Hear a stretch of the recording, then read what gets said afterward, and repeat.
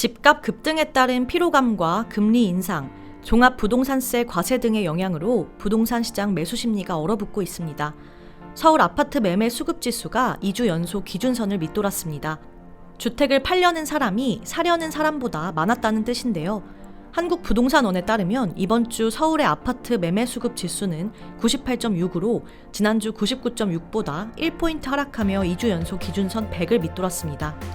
이 지수가 2주 연속 기준선을 넘지 못한 것은 지난해 11월 이후 1년 만이고요. 그동안의 집값 급등에 따른 피로감이 반영돼 매수 예정자들이 관망세로 돌아섰고, 이로 인해 한동안 뜨겁던 시장 분위기가 바뀐 것입니다. 0%대 초저금리 시대를 마감하고 기준금리가 1%로 인상된 것과 대출 규제가 강화된 점, 종부세 등 세금 부담이 강화된 점 등도 주택 구매를 망설이게 만든 요인으로 해석됩니다.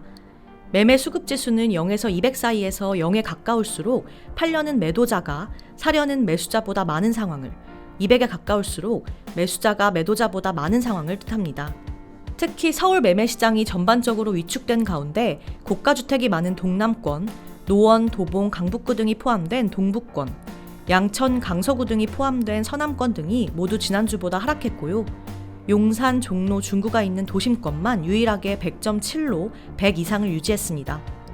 경기 지역도 지난주 100.6에서 이번 주 100.1로 하락하며 기준선에 바짝 다가섰고, 서울과 경기를 포함한 수도권도 100.6에서 100으로 떨어졌습니다.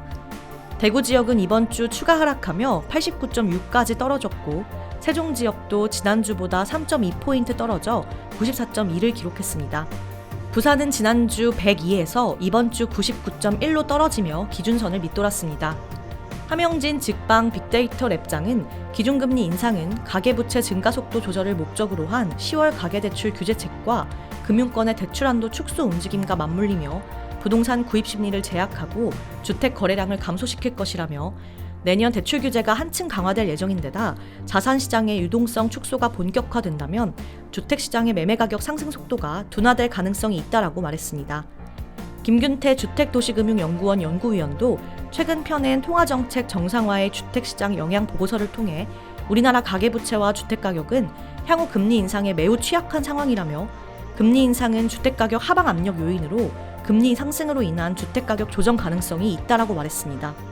노영욱 국토교통부 장관은 지난 24일 CBS 라디오에 출연해 우리는 과거의 일을 빨리 잊어버리는 성향이 강한데, 불과 2006년에서 2007년 집값이 굉장히 올랐다가 조정이 이뤄지면서 2012년에서 2013년 하우스 푸어나 렌트 푸어가 큰 문제가 됐다라며, 당시 강남 아파트가 고점 대비 최대 40% 떨어지기도 했다. 과도한 추격 매수는 재고했으면 좋겠다라고 경고했습니다.